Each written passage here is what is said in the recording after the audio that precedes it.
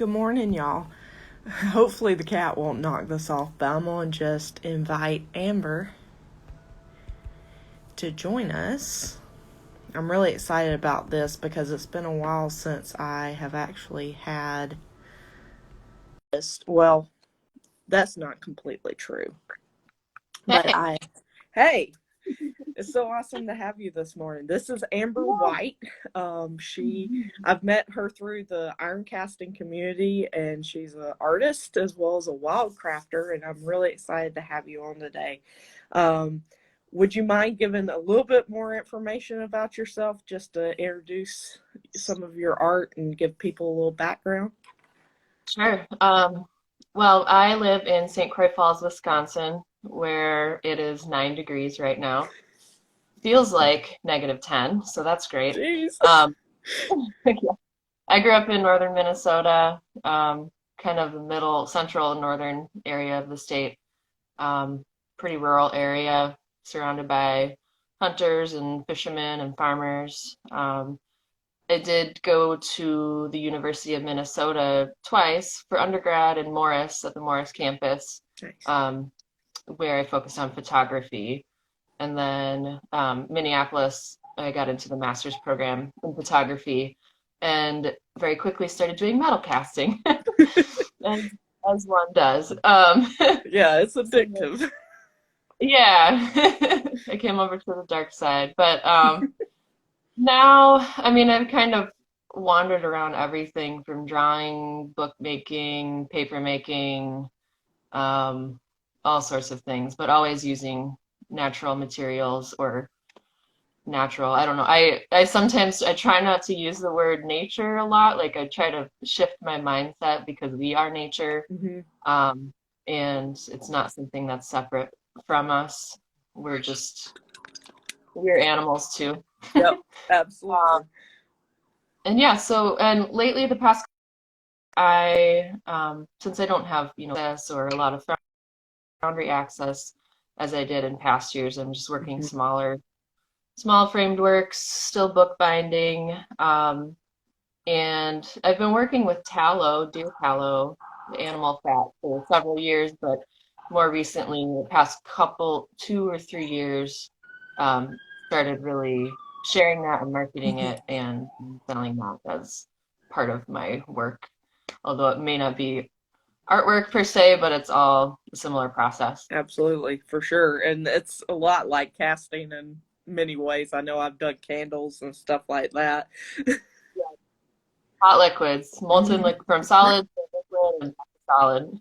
Hmm. So, for some of the people that don't understand how to process tallow, can you give them a little bit of information about where you find it and what it, like, some of the process behind it? Yep, so tallow is fat, the hard white fat. A lot of people, or historically, like beef tallow, was a big industry for candle making, for cooking, and skincare. Hmm. Mutton tallow from sheep, but I use deer tallow since, my family was full of hunters, and I started hunting myself like 8 years ago. Hmm. I wasn't always an active participant in that, which is a long story. But I use deer tallow because it's, an accessible, easy byproduct from the process of hunting and butchering an animal. So Hmm. when I'm butchering my deer, basically all of the hard white fat, I collect that, set it aside in large pieces, and then I go through a rendering process, basically melting it at a super low temperature for anywhere from 12 to 24 hours sometimes, just in a kettle, or you can do it in a crock pot. Hmm. Um, then it turns into a gelatinous, hot, liquid kind of mess, and and it gets filtered. So I filter out any, meaty bits and Hmm. particles. Um, that gets filtered several times, like at least 3 times through cheesecloth. And when that solidifies again and cools, it's just pure tallow, pure white, hard, like candle wax. Hmm. Um, and then I combine that with various other ingredients. Um, And the cool thing about tallow is it's the most compatible, like similar substance to our own oils of our body and our Right. skin, like the sebaceous glands. In Latin, tallow basically translates or comes from sebum, so the sebaceous glands. Hmm. And it's like the perfect pH for our skin, so it doesn't throw anything out of whack. Um, and I have eczema and I have like cystic acne, Hmm. which is much better than it has been the past couple of years. But I've gone through, probably every steroid in the book topically and prescriptions, and anything chemical or petroleum based, it just like doesn't really work for me. Right. Just burns. So I started using it for myself, and then when I kind of fine-tuned my process and nailed my process down, Hmm. I figured to share it with other people. Yeah, that's awesome. So I've made a couple of salves and stuff. Would you say that tallow is more of a beeswax type additive, or is it more of a like a carrier oil since it will, with the heat of your skin, actually sort of melt? Yep. It is kind of in between, I guess. It's a fat. Mm-hmm. It is very solid, um, but it's kind of like flaky. It's not quite as sticky as beeswax. Mm-hmm. It's kind of like dry, if that it's dry. It feels weird to say it's when it's hard, it's like it's dry instead of like sticky. I do use a bit of beeswax and coconut oil. I'm looking into a source for local sunflower oil since Nice. coconut oil is Yeah. not local to the Midwest. Um, so I do combine it with a bit of those two substances Hmm. because just to make it a little bit softer, a little bit smoother, and kind of like spreadable. But also, it's just like a fail-safe, like extra preservative. Right. Um, Tallow on its own, after it's rendered and filtered several times, is pretty stable, Okay. but it can still go like rancid Hmm. after several months or a year. But yeah, everything that I make and use is stable, good for at least a year. Nice. Yeah. And Mhm. as far as like some of the other ingredients you use, you were mentioning sunflower oil and coconut oil. Are any of the other additives, like I've seen evergreen and stuff like that, are you gathering those yourself, or are you finding like a sustainable source where you can order those from? Yeah, so some of the plant materials I've incorporated, I have gathered myself. A lot of them like rose hips, pine or juniper, stinging nettles, chaga mushrooms, geez, what else? And also just some like cooking like table herbs Hmm. like thyme, rosemary, and things like that that are easy to grow. And like Right. I've worked on a farm and I've worked, like at the sculpture park where there's just tons of plants and outdoor space, and those things are readily available. The essential oils I do purchase, Hmm. from different herbal companies. But yeah, and then yeah, I think the big thing I need to um, I'm shifting towards is away from coconut oil towards Right. like sunflower oil Hmm. because that is available and local to the Midwest. Nice. I love that. And you're talking about Franconia when you say sculpture park, right? Yeah, yeah, just a ton of outdoor space with the Hmm. native prairie, but also just growing up in the woods. You know, I'm in the pine trees. I'm in the, you know, in the forest a Hmm. lot. So, I love that. mhm. I know nature is like one of my favorite ways to release stress and sort of like just ground, really like get back into my center. And it's nice to find other artists that are the same way. You use a lot of actual natural substances in your artwork as well as your jewelry and stuff like that. Um, tell us a little bit more about some of the inspirations behind your art and since other people don't know that you use wasp nest and things like that. Tell them a little bit about what you're using for art. Yeah, so I use the deer hides. I have the hides tanned each year. Wasp nests. Gosh, I'm just looking around. Different plant materials. I've made when I was interning at a paper studio, I made a lot of like different plant-based paper, Nice. aside from typical like cotton and flax and Uh-huh. things like that. Yeah, and I guess it was kind of always that way, just as like a little kid growing up in a rural area, kind of working class, working poor family. Hmm. Um, it wasn't like I was going to the store to buy art materials or Right. like, you get like a new batch of markers or something every Christmas and like a sketch pad. But my materials came from my surroundings, Hmm. and they were free and they were accessible. Right. Um, and it's like in a like kind of chaotic household, like I always got along better with plants and animals than other people sometimes. So, yeah, that's all just familiar to me. Hmm. Familiar and familial, like having those connections from a young age. Yeah, for sure.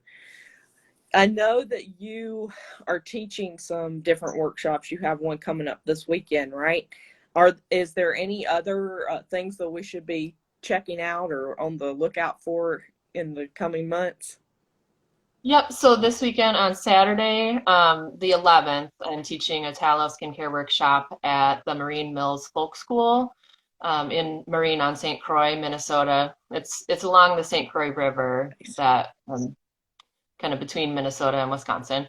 That will be in person from 10 to 1, and then we are also going to add an online option in January where I will ship the materials to you. Hmm. There are a couple things that the participants will have to gather Oh, wow. themselves.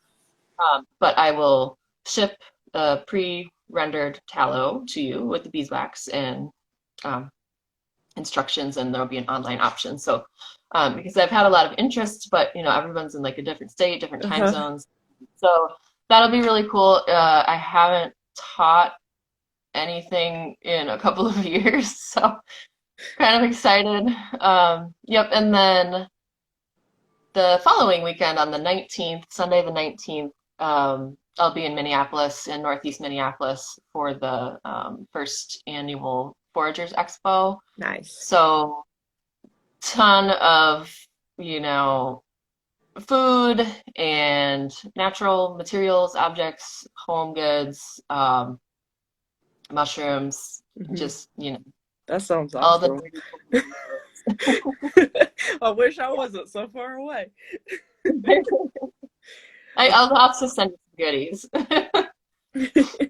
It's been a long time since I've been out to like Wisconsin because I have family. Like my dad is originally from Wisconsin and everything, but y'all definitely have some drastic like weather changes and stuff. Do you have a Yeah. specific season that you really, really like, or just sort of flow through all of them? Um, all of them for different reasons. I don't love the hot, hot summer. Hmm. Um, I don't particularly, just with like skin issues, Yeah. like being hot and sweaty is not great for me. Um, but fall hunting season, I should say hunting season.